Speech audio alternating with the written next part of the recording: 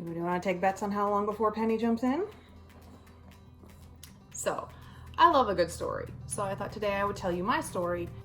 Everybody has their own story on their diagnosis and how they found out what their symptoms actually were. And they're all different. Some of them are really crazy. So I thought today maybe I would share my story of how I learned that what I was experiencing was endometriosis. So let's paint a little picture. This was 10 years ago now, so I would have been 23. I had just bought my first house. I was in a fairly new relationship. Spoiler alert, I married him. And I worked as an emergency medical dispatcher. Stick a pin in that because irony is funny. So one morning I woke up and I thought, this is just, I really don't feel well. My stomach really hurts, but it's nothing that I can't bear. It's not, you know, the end of the world. And I figure since I'm going to work as an EMD, I'll just be sitting there all day taking phone calls and playing on the computer and sending people places all day anyway. So it's really not going to be like a laborious job. So I can just, it's not the end of the world. I had just started this job about 9 months before, so I was still on probation. I didn't have medical insurance. And even though I did have some time off that I had earned, it wasn't my style to ever use it. Up until this point, I had not taken a day off of work. I had not left early. I had not called in sick. I had not swapped shifts with anybody or anything like that. So I decided, well, I'll just go into work anyway. It's no big deal. So I went to work. And about a half hour after I got to work, I thought, gosh, my stomach is really, really messed up today. I'm really not feeling good. And some other people had noticed that I looked a little uncomfortable and that I had taken like a very large dose of ibuprofen, but didn't think anything of it. And then like a half hour later, I was like, man, this is like noticeably worse. Like I can feel this pain growing and I can feel it intensifying. And this is just really, really uncomfortable.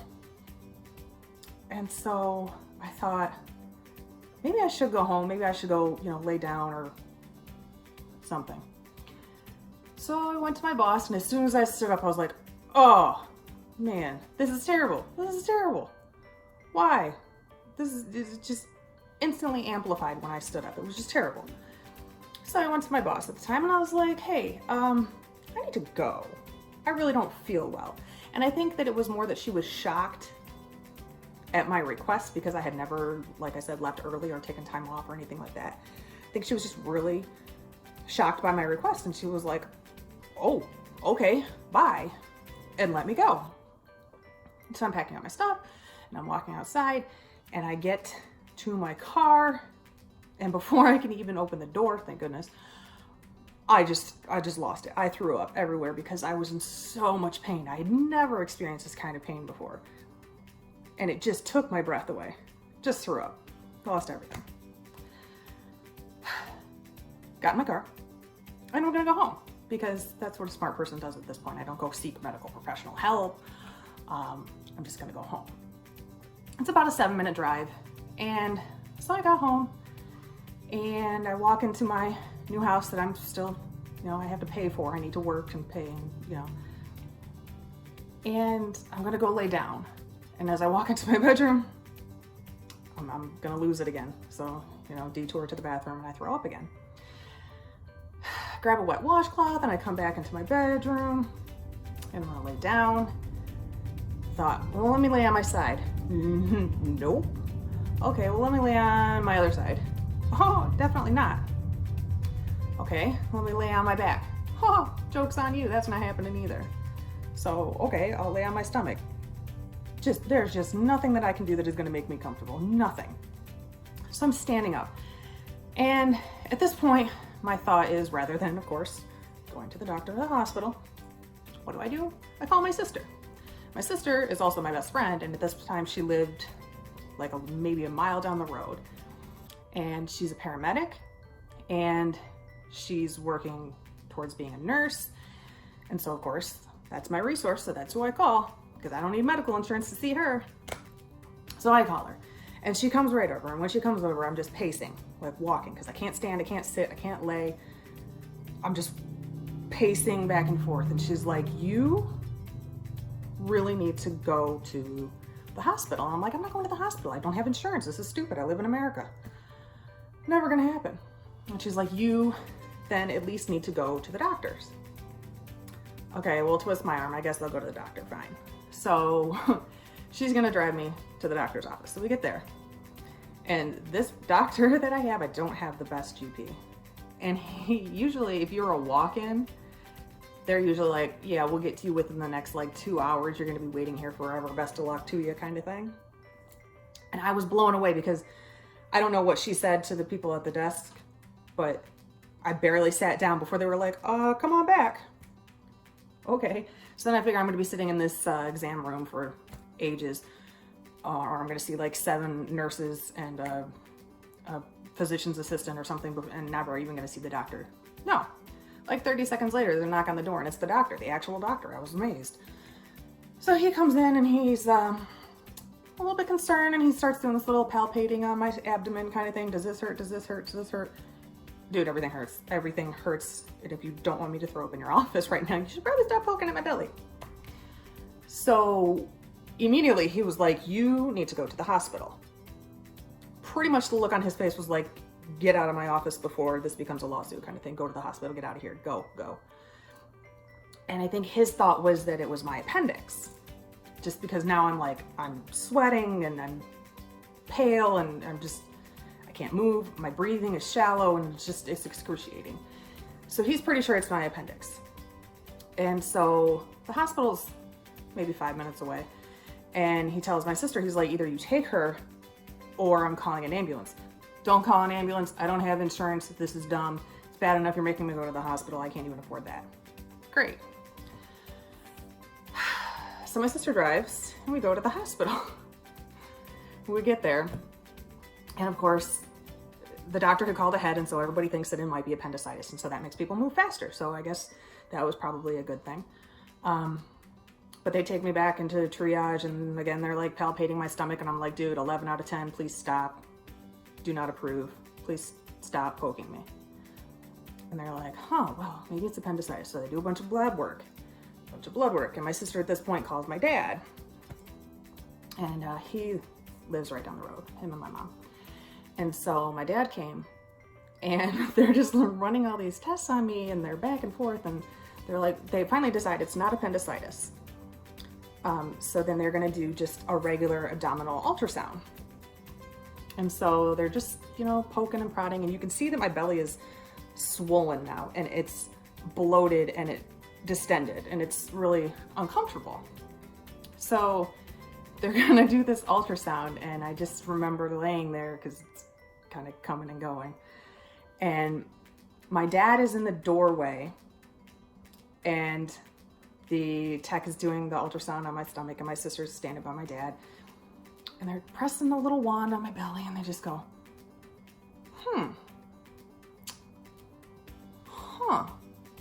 and they're just looking and looking. And I can see my dad's face is just like, excuse me? And so I'm looking at the tech, and I was like, could you please tell my super conservative father over here that whatever it is that you see, whatever it is not a baby. I'm positive it's not a baby. So if you could please just tell him that I'm not pregnant so that he doesn't have a heart attack while we're standing here, that'd be great. And they're like, oh, no, she's not pregnant. No, it's not that. It's just, well, it's something. It's not a baby, but it's something in that vicinity. Okay. So then they send me for another kind of ultrasound, transvaginal ultrasound. Surprise! Yay, that's fun because that's a giant wand, and nobody mentioned that part. Just gonna go straight up on into your business, so they can get a real close, real clear picture of whatever they think it is that they're seeing. So this is all over the course of like 2 or 3 hours in the emergency room. And they finally see that it is a large cyst on my uterus, and it is hemorrhaging into my abdomen. So that is causing the distension and the discomfort, the extreme pain, all of this, the nausea, everything is just, it's all related to this. And if I had had surgery, apparently at that point they would have been like, hey, let's go have this taken out and taken care of right now. But you know, God bless America, I didn't have insurance. So they're like, hey, we're gonna send you for a follow-up with a surgeon. You might wanna touch base with your OBGYN and you'll get this squared away. So I did have to go back to make an appointment. After they released me from the hospital, I had to make an appointment with my OBGYN. It was like an emergency appointment. So in the next couple of days, and so finally I made it into surgery. This is over like now a week later, I made it into surgery. And when I came out of surgery, the OBGYN, who's a fantastic, fantastic physician, he's not the same one that is my general practitioner, my primary care physician. This is a completely separate person. He was like, so that was like popping bubble wrap. And I will never forget that he said that to me. He was like, that was like popping bubble wrap. He's like, have you heard of endometriosis? Do you know what endometriosis is? He's like, you had cysts everywhere. There were hundreds of them, and I was just lasering all of them off left and right, and they're everywhere, and I got as much as I could, but it was like, you definitely have stage 4 endometriosis. And then he said, you're very likely never going to be able to conceive a child unaided, you know, without in vitro fertilization or some sort of other input. And to that point, I was 23, and I thought, well, I mean, I didn't really want kids. But if you say that to a physician at 23, they don't really believe you anyway. But I was like, I don't really want kids anyway, so can I just get a refund on some of this birth control? Because, oh look, it's a penny.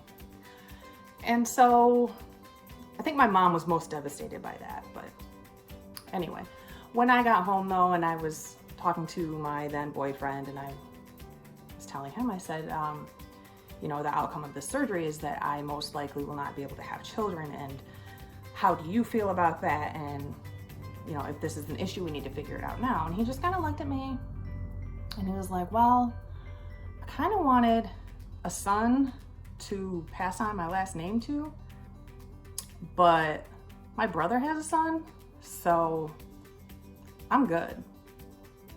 And I swear to you, right then I was like, if this man asked me to marry him right now, I'd say yes, because I mean, what more can you hope for, really? And I did marry him, but that was later.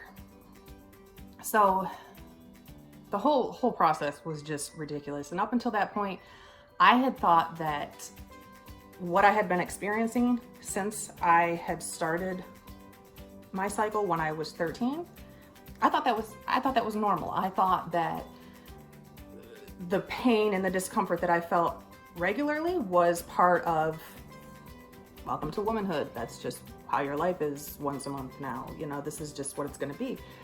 And I didn't have any frame of reference of how it's not supposed to be. So I just always thought that that was normal. And I was almost immediately after I had started my cycle, I was almost immediately on birth control because my flow was so heavy anyway. And as it turns out, birth control is a great treatment for endometriosis. And so a lot of my symptoms were held at bay, and I just had no idea that there was anything different. I mean, I was experiencing still a lot of pain and a lot of, you know, discomfort and things like that. But up until that point, I had never had a cyst that had ruptured that I had felt.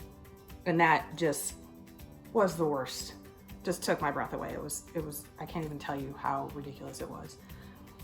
But yeah, in case you're wondering, I took 2 days off work and then I went back. Yay! Got to pay for that house. So that's how I was diagnosed, and that's how I figured out that what I was experiencing was, you know, a touch north of normal. Go figure. So, like I said, everybody's story is different. Everyone's diagnosis is different. So if you have a crazy story or an interesting story or anything like that, feel free to drop it below. Let me know. I think it's another great opportunity for discussion. So, take care.